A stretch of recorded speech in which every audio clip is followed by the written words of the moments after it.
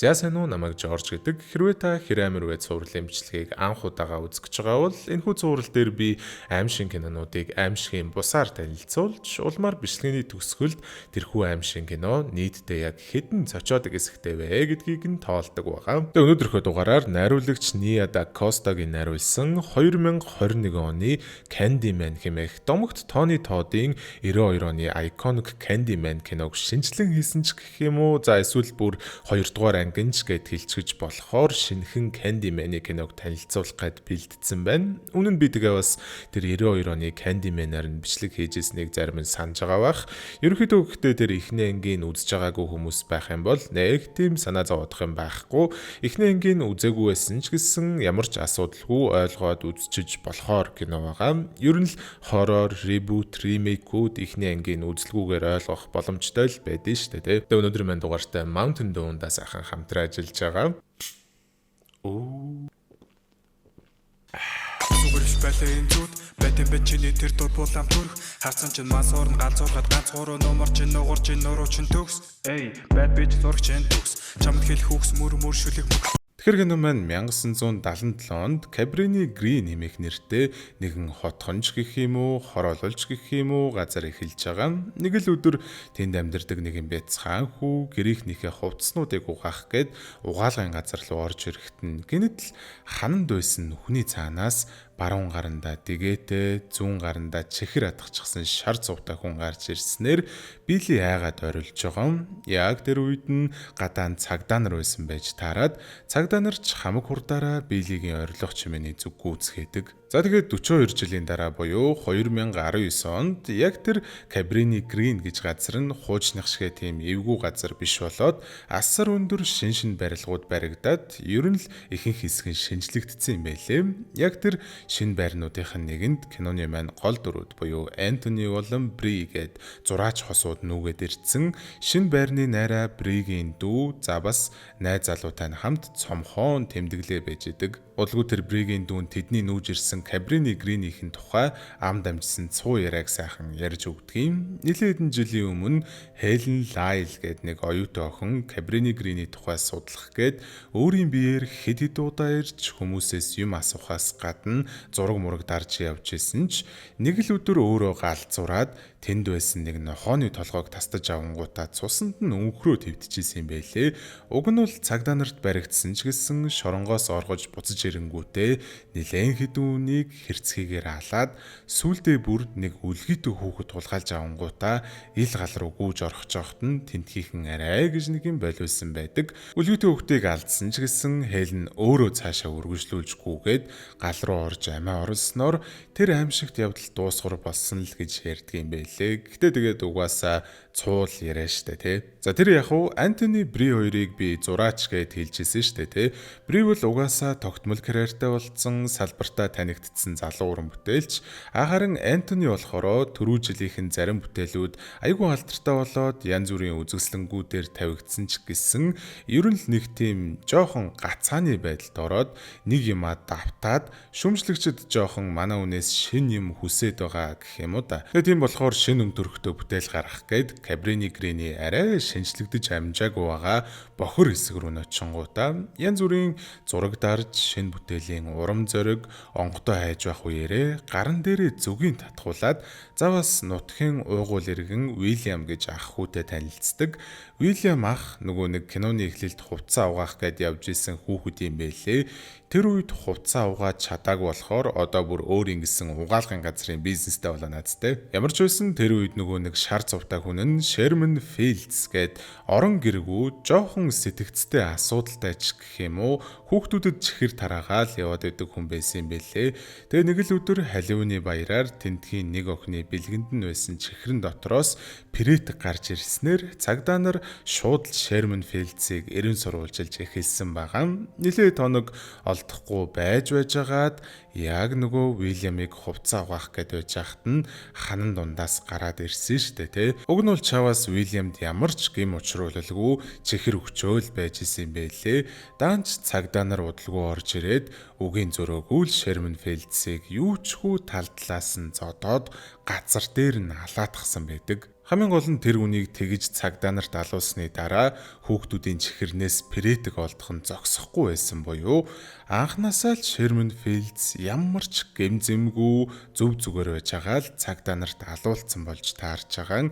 Ямар ч тач тэр явдлаас хойш чихрэн хүн буюу Candyman-ийн сүнсний домог тэр аваар айгүй их яригддаг болсноос гадна толь руу харж агаад 5 удаа Candyman гэж хэлэх юм бол Candyman чамайг алхахаар ирнэ гэдэг яриач гэсэн айгүй алдартай болоод тгсэн юм байлээ. Энэ түүхийг сонсчоод Антонид бүр үнэхээр л онгод нь орж ирэн шүнжин унтлагуу зураг зурж суугаад хэд хоногийн дараа тэр бүтээлээ миний нэрийг хэл гэсэн нэртэйгээр нь үзэгсэнд байршуулаад тахдаг. Яг нөгөө тойлонд 5 удаа нэрийг хэлвэл чамайг алхаар ирнэ гэдэг яриаг нь гимгүү үнийг хэрцгээгээр алсан цагдаа нарын эрэхтэй холбоод айгүй сонирхолтой бүтээл хийсэн байсан ч уран зураг шүүмжлэгч гэж нэг эмэгтэй бүр шал худлаа, шал мэдрэмжгүй дүрдээ орцсон түүхий бүтээл байна гэд доромжлоо наадгий. Гэтэл оройн тэр үзэгсэлэнгэн зохион байгуулсан 2 артист солиот юм шиг согтуу дээрээ илэрч толных нь урд Candyman гэж 5 удаа хэлээд алуулах нь одоо ойлгомжтой.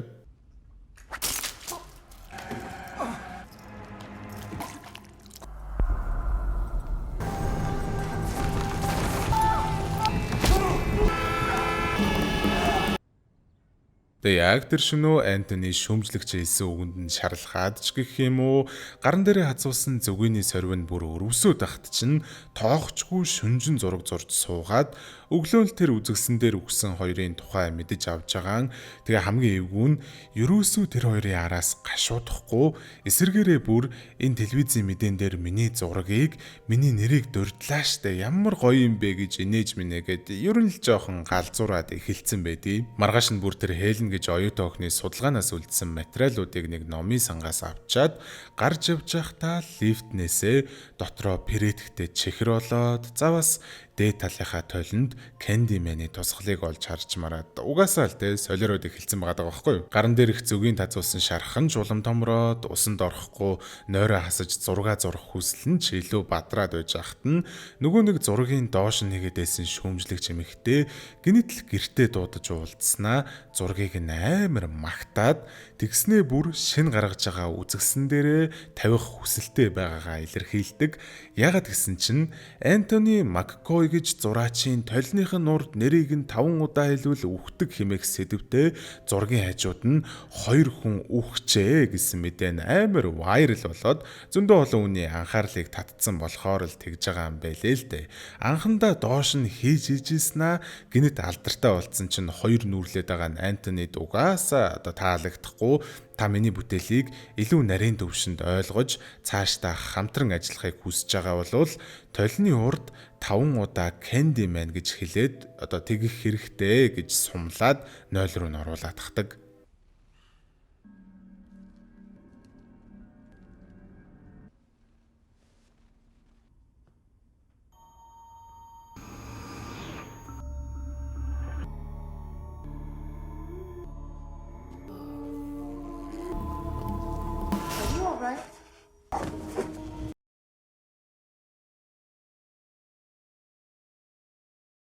Оройн Бри болон өөр хотоос ирсэн зураачдтай хамт хоол идэж сууж байхдаа тэр шүүмжлэгчийг алуулсан гэдэг шуурхай мэдээг сонсоод л би галзуурчааг юм бэ штэ.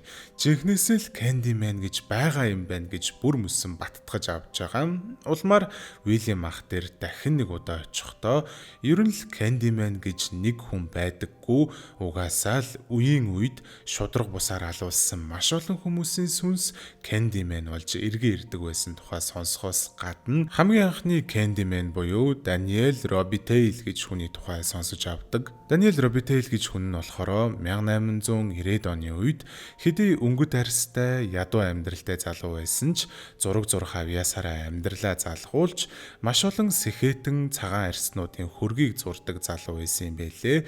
Даанч нэгэн удаа хөргийг нь зурж исэн айлынхаа бага охинтой нь хайр дурлалын холбоотой болсноор угаасаа л нөгөө охины ээж аав нь чимүү боол миний охинд санаархаж зүрхэллээ гинэгээд хүсний алуурчдаар тамлуулаад гарыг нь тайрж аван оронд нь дэгээд төмөр зоосноос гадна сүүлдээ бүр бүхий л биеинд нь зүгийн бал түрхчээд зүгийн үүрний хажууд үлдээгээд алдсан болж таарж байгаа. Тэгээ мэдээж яг тэр алуусан газар нь энэ Cabrini Green одоо байгаа газар нь. Ямар ч тач Антониг буцаад гэртээ харихад нь Бри нөгөө нэг хамгал зурсан зургнуудыг олоод харцсан чи бүр галзуурж дууслаа штэ. Одоо над хүүхэд айлах гэж зохиосон домогт яриагаа судлахаа болоо гэд өөрийг нь бодоол уурлаал янз бүрийн юм хэлэхэд Антони ч гэсэн чи ганцхан энэ удаад л миний талд орчиж болсонгүй юу энэ төр гэж тэр хоёр хэрэлдснээр Бри гэрээсээ гарч яваад дүүгэндээ очиж байгаа. За манай хоёрын ирүүлж яах вэ? Тэгээ маргааш нь яг нөгөө үзэлсэн дээр нь Антонигийн зургийг танилцуулгатай хамт олоод харцсан нэг рэндом 10 жилийн охин сургуулийнхаа 0-д хідэн найзтайгаа толны урд Candyman-ийн нэрийг хэлэх гээ байж байдаг. Candyman, Candyman, Candyman, Candyman, Candyman. He's such a mess. Trash.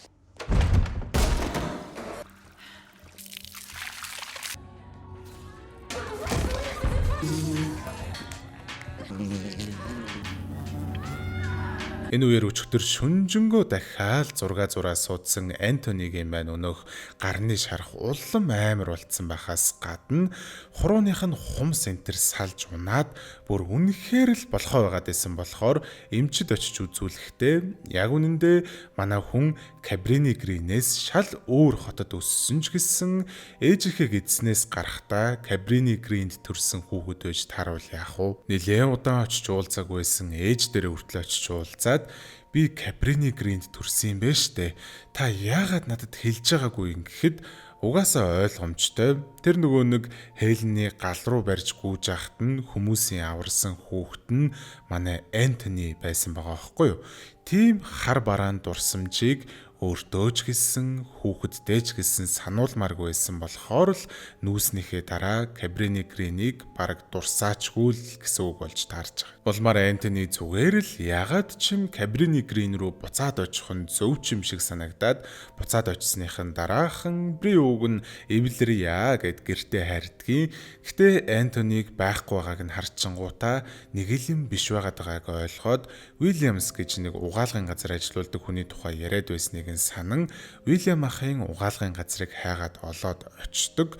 Даанч арын өрөөнийх нь хаалга гинэтэл гаднаасаа хаагдаад төгжигдэхээс гадна Уильям ах гарч ирээд ухаан алдуулчдیں۔ За тэгээд ухаан орохт нь Уильямс ах Антонигийн гарыг нь хөрөөдөнгүүтээ оронд нь дэгээ ийдсэн байж хаас гадна Candyman үргэлжлэх ёстой.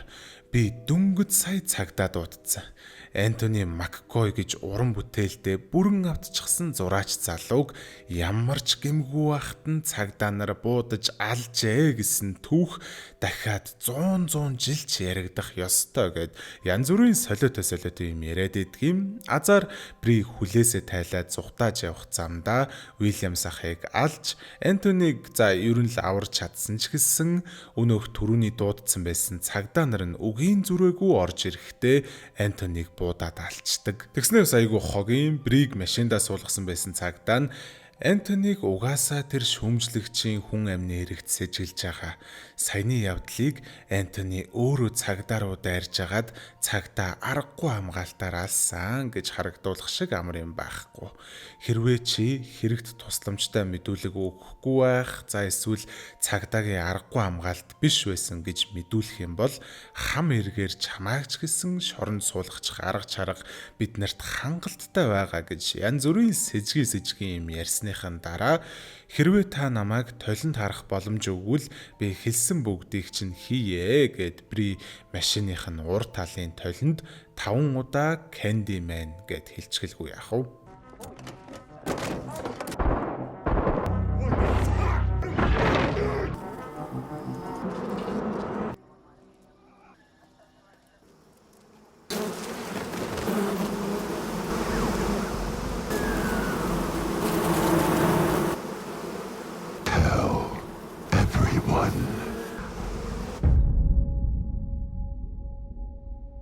За тэгээ кино маань энэ дүрээд өндөрлөж байгаа. Тэгээд энэхүү кино маань кредит хэсгийн оруулгүйгээр тоолох юм бол 1 цаг 26 минут буюу 86 минутын урттай. Тэгээд бүр нэлийн бага буюу ерөөсө 3хан цочоод хэсэг байсан. Тэгэхээр хэрвээ та энэ 2021 оны Candyman-ыг үзэх гэж байгаа бол дунджаар 28.6 минутанд нэг удаа цочих нэ. Ер нь бол бараг цочихгүй. Тэгээ ер нь бол цочихгүй л гэсэн үг шүү дээ баг. За тийм байна да. Тэгээ өнөөдөр маань бичлэгийн түрээд өндөрлж байна. Хэдүүлээ угаасаа дараачихаа бичлэгээр тун удахгүй уулзна. Хайртай шүү. За. Сайхан амраарай. Гой зүзүүлэр. Bye bye. Candyman. Candyman. Candyman. Candyman. Candyman.